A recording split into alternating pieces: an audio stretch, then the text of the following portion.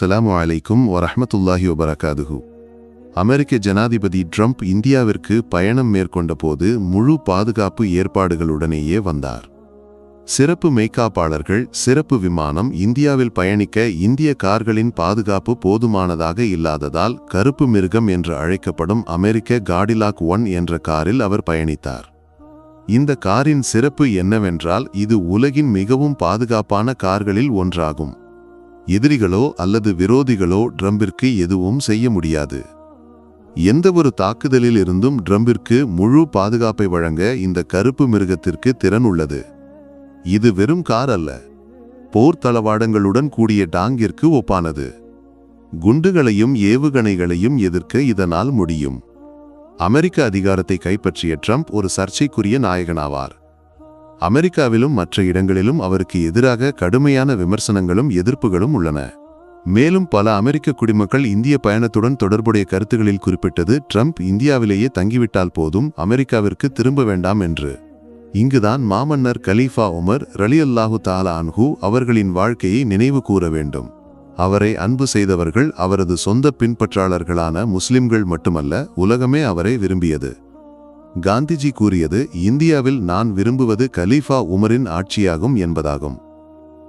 Umar ரலியல்லாஹு தஆலா அன்ஹு பயணிக்கும்போது சிறப்பு மெய்காப்பாளர்கள் அவருடன் இருக்கவில்லை. இதற்கு 2 காரணங்கள். 1, அவர் மிகவும் தைரியமானவராக இருந்தார். 2, அவர் மக்களுக்கு மிகவும் பிரியமானவராக இருந்தார். மக்களுக்காக வாழ்ந்த ஆட்சியாளராக உமர் பின் கத்தாப் ரலியல்லாஹு தஆலா அன்ஹு இருந்தார்.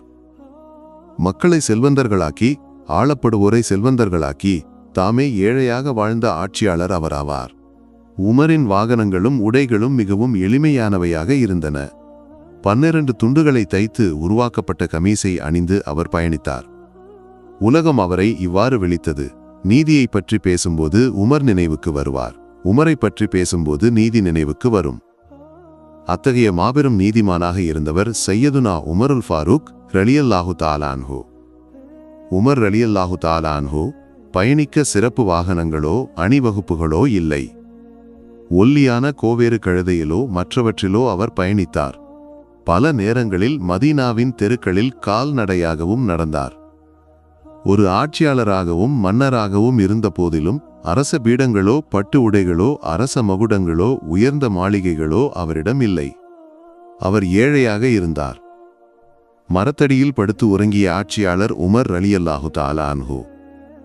இன்றைய மன்னர்களும் அமைச்சர்களும் ஒரு நாட்டிற்கு வரும்போது ஓய்வு இல்லங்களிலோ உயர்ந்த விடுதிகளிலோ ஓய்வெடுக்கின்றனர்.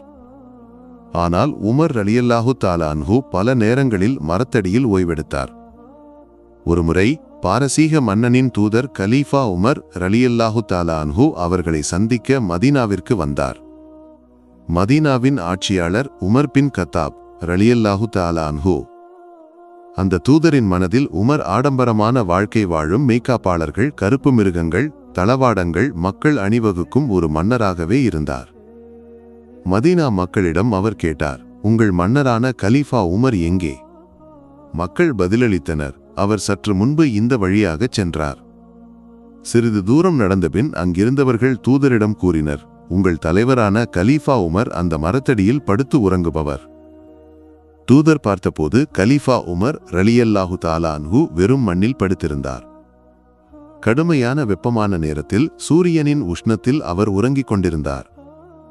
தலையணையாக வைத்திருந்தது அவரது ஒரு குச்சி.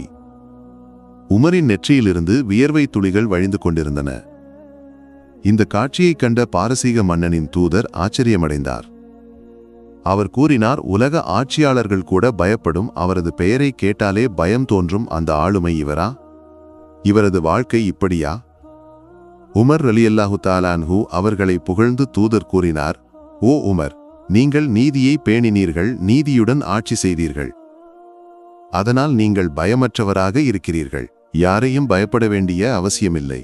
அதனால்தான் உங்களால் எங்கு வேண்டுமானாலும் படுத்து உறங்க முடிகிறது, எந்த மரத்தடியிலும் ஓய்வெடுக்க முடிகிறது.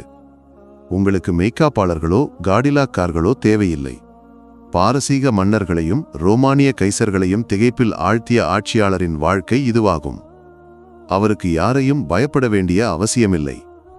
காடிலாக் கார் தேவையும் இல்லை.